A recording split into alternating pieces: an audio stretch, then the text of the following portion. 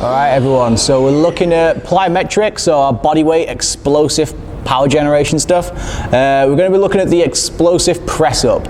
We're not going to be doing a full plyometric movement, which tends to involve a bounce, just because it is highly advanced. We'll be looking at that later. We're going to be looking at the basic explosive movement, which is just starting from the very, very bottom of a press up, dead position, driving up as hard as you can, and landing straight back to the bottom, pause, then drive from the bottom. So we're not going to be landing in that position over and over again.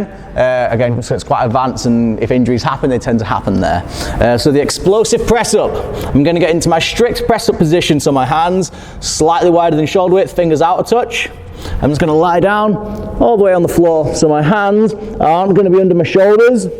They're going to be level with my chest instead, so my hands are a little bit further back.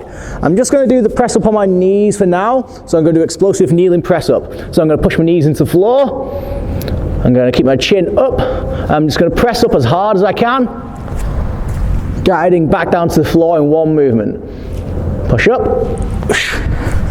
back down. So you can see my hips lift at the same time as everything else, so I'm not going to end up doing a seal like that.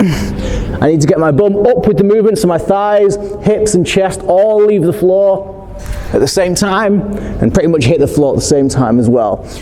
You'll notice I'm landing straight back to that dead position. I obviously slow it down so I don't just face plant on the floor, but I do go right down to the bottom. I don't want to land the movement here, where I'm massively going to jar my elbows, wrists and shoulders all in one movement there. It might not hurt immediately, but repeated movements of that will cause a lot of tendon issues, a lot of muscle issues. So start from the bottom,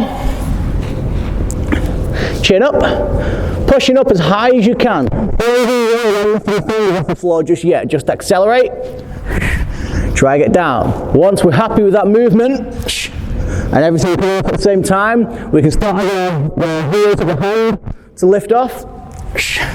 So I can tell I'm pushing off a little bit faster and a little bit harder. Then when I'm happy with that, my fingers should start coming off as well. Again, the reason that I'm not going straight into trying to get my hands off the floor is that people will start to do that as their target, even if they're right at the beginner level. So if I tell people you have to get your hands off the floor, and they're not strong or powerful enough for that, what they'll tend to end up doing is this, and jarring the hands up and down off the ground, which is hilarious to watch, but we don't really want them doing that again, because they're going to jar everything and they're going to fold the back in half to try and achieve that.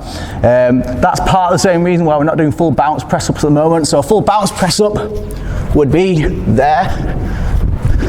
We're not doing that because most people will end up smashing their elbows down with solid lockout and then dropping into the next bounce from there. It's just easy for now at a beginner level. Start from the ground up, one explosive press, straight down to the floor, that's one rep, pause, reset, go again instead of trying to bounce into every single repetition. Remember, power is right at the bottom of the hierarchy of what's important. So if somebody doesn't have a strong press up yet, if they can't do a press up without their chest, without their hips staying on the floor, so they end up in that seal position, they are not ready for an explosive press up yet. Regress it. Bring them back down to the strict movement and core stability until they can start doing explosive work. That's the same for all of our plyometric stuff we're going through later. So next up is the legs for plyometrics. I'll see you then.